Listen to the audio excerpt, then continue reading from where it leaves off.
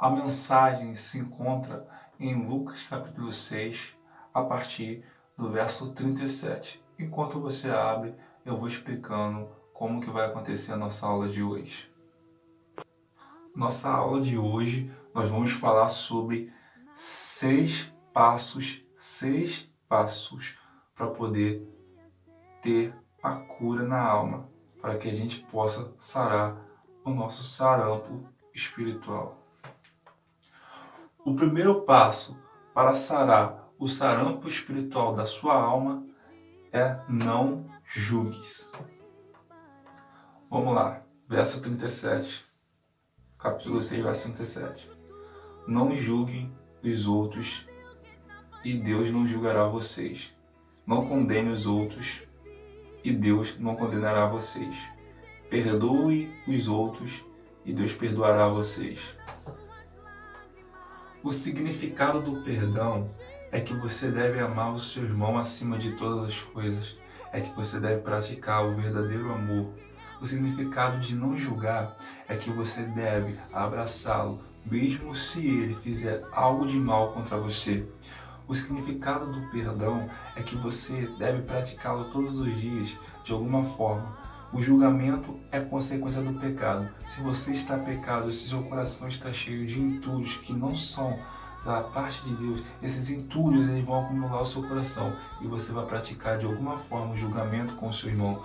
Mas se você está com o coração cheio da vida eterna, de alguma forma você irá praticar o perdão. O perdão é representativo do amor, o perdão é representativo de partir o pão, o perdão é representativo de estar junto com quem você ama. Exemplo disso, Jesus e os 5 pães e 2 peixinhos. Repartiu o pão, representou o amor entre os discípulos e aquela multidão.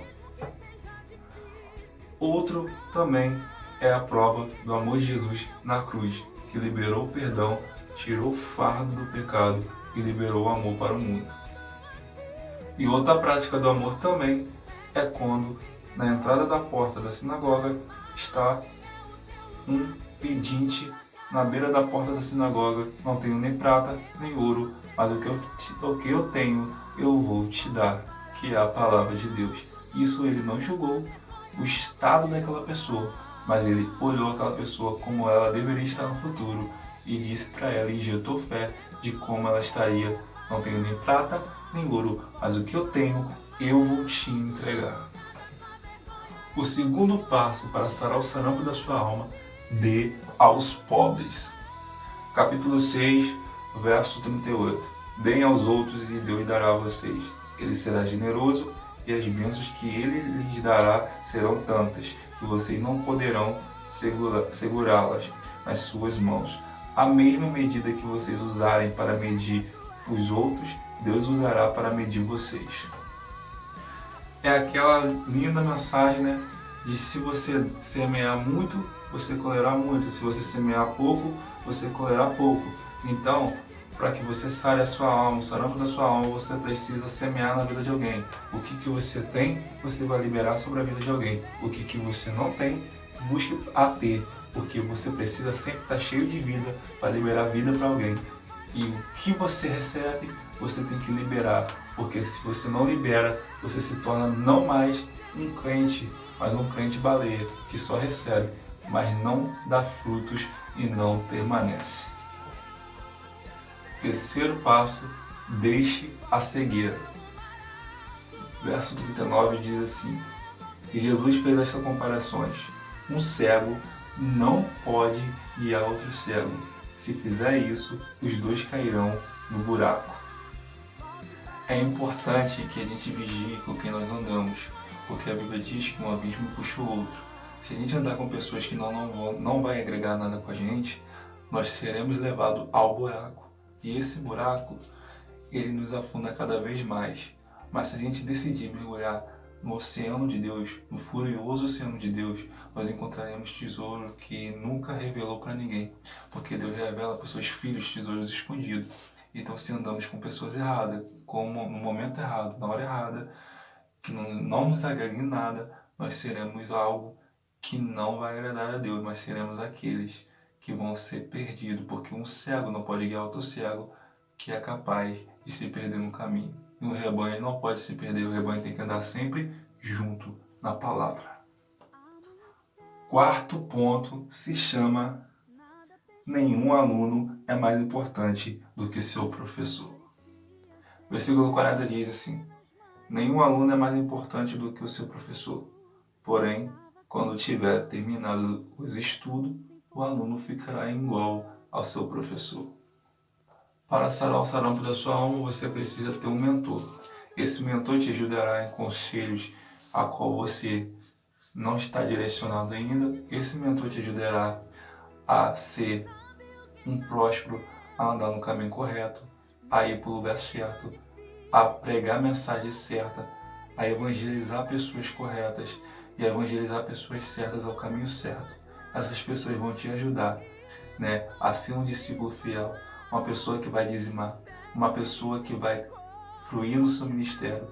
Esse mentor, que se chama seu professor, vai te guiar até o fim da tua carreira, que, como Paulo diz, temos que terminar nossa carreira em pé, firme na fé, porque iremos para o reino. Então, dê obediência à sua cobertura, dê obediência à sua liderança e aprenda, assente na mesa com eles e aprenda, porque se eles chegaram até aqui na fé, é porque eles têm muita bagagem para ensinar para você.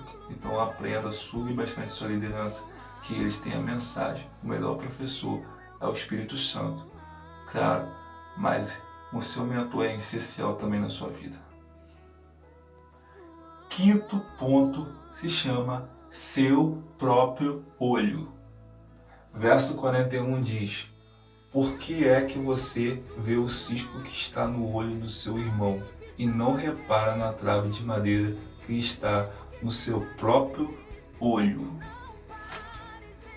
Aí a gente volta a repetir aquela situação, que o julgamento ele tem uma consequência muito grave,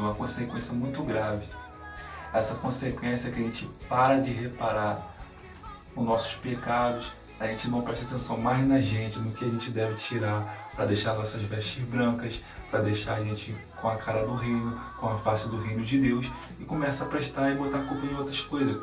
A gente percebe que quando pessoas têm graves sintomas de pecado, elas começam a procurar pessoas para colocar pecado em outras pessoas. E aí elas esquecem de cuidar, de ser tratadas, de ser curadas, de sentar para aprender e de tirar o carrapicho que ainda há nela.